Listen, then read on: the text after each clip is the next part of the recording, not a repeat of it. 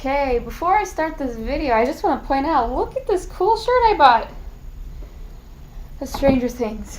So, I don't know if most of you know this, but for the past 5 months or so, I've been working in Al Ain, or the UAE, United Arab Emirates, teaching 2nd grade. And so, there's a lot of things you realize or you don't know before going to teach in the Middle East. So I thought I would share a little bit about what I learned. Very first thing that I learned was probably the Arabic word for poop, which is caca. My kids spell it C-A-C-A. I don't know if that's the right way to spell it, but that's what they write. I learned this because anytime you ask a question like, "Hey, Jimmy," their names are not Jimmy. "Hey, Yusuf, what are you having for lunch?" His response would probably be, "I'm having caca, Miss Sarah." I don't know why that is. I have no idea why that's so funny, but apparently it's hilarious. Another thing that I learned is they will call you Miss Sarah, or like by your first name, instead of by your last name. And I'm not 100% sure why that is. But I think it might be because they have a lot of last names. Interesting fact. In the UAE, my students always want to be washing their hands. Always want to wash their hands.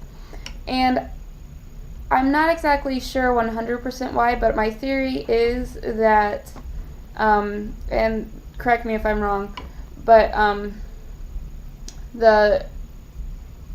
since most of my kids are Muslim, they care a lot about being clean, and so I think that's why.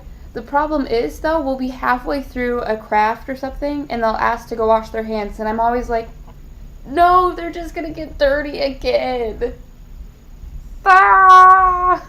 But that's not that big of a deal. I'd rather have clean kids than dirty ones, I guess. Another thing that I learned is they will give you intense gifts. I was getting ready for class one morning when one of my students and his nanny walked in, and they had a turtle, and it wasn't a little turtle. It was it's probably about that big, bigger than my palm actually, and I said, "Oh, you have a pet turtle. Thank you for bringing it in, because this week we're learning about classroom pets. That's our story." And he was just like, the whole time. And the nanny said, "It's for you." And I said, "Thank you. You're going to take it home after school, right?" "No, it's yours. You get to have a turtle." My reaction was probably, "Thank you."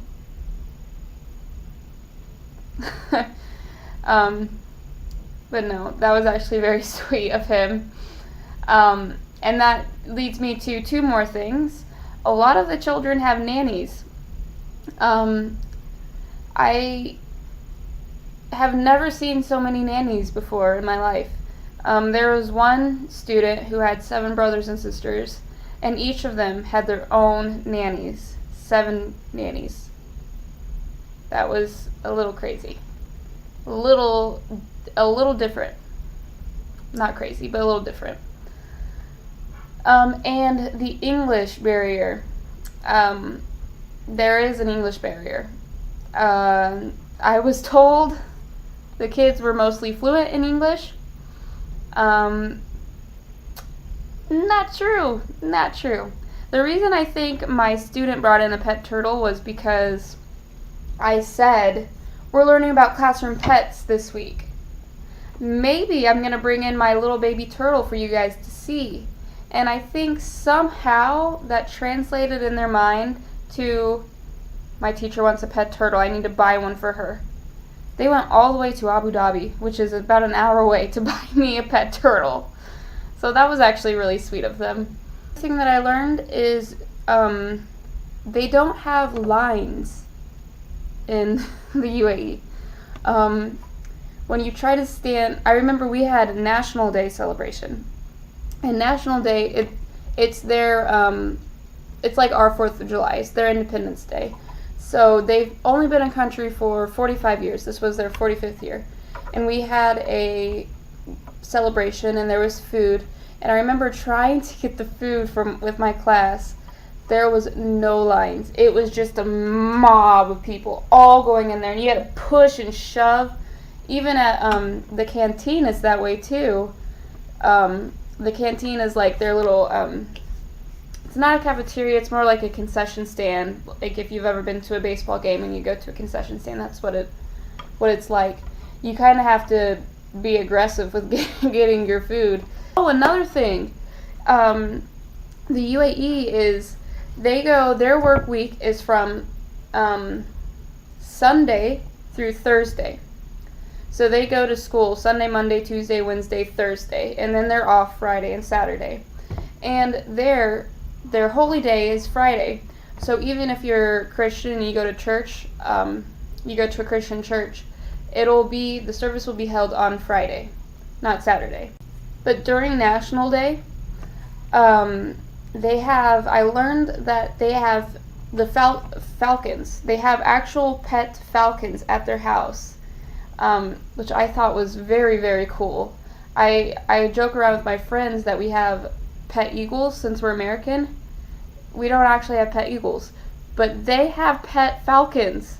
That is intense. And they brought them to school for National Day, and I got my picture with a few of them, and it was very, very fun, very cool, very different, but very cool. My whole experience has been very different, but also very cool. And I'm planning on going back next year. I love my class and my students. I love every single one of my students. They are just, they're wonderful people. So yeah, if you ever get a chance to go to the United Arab Emirates, I highly recommend it. I'm not in Dubai, but most people know Dubai. I'm about 2 hours away from Dubai in Al Ain, which is, it's a little bit more traditional, but it's a really good experience and really, really different than what I was used to. It's not so much different that you're working with and like if you picture going to a really, really poor country and helping the people there. I was talking to one of my neighbors, and she said, "What are you doing in the UAE, helping starving kids?" And I was like, "No, these kids are very, very wealthy. It's a very wealthy country, but it's only been around for 45 years. So I feel like I'm making a difference with education, with the education system." And another thing too is the schools in the area. Our school is one of the only schools that allow kids with special needs to come. So I do have a student with Down syndrome in my class, and I am so lucky to have him in my class. So lucky. My typical students love him, and he loves all the other students too. It was very, very, I'm so happy he's in my class. And that's one of the reasons why I feel like I'm making a difference. And they're definitely making a difference for me. It's not just me going over there and being having the white savior complex. Hopefully not. I try not to, but yeah, it's been a very good experience, and I'm very thankful for it. Anyways, maybe I'll make another video about it. I have no idea. Anyway, have a good day. Bye.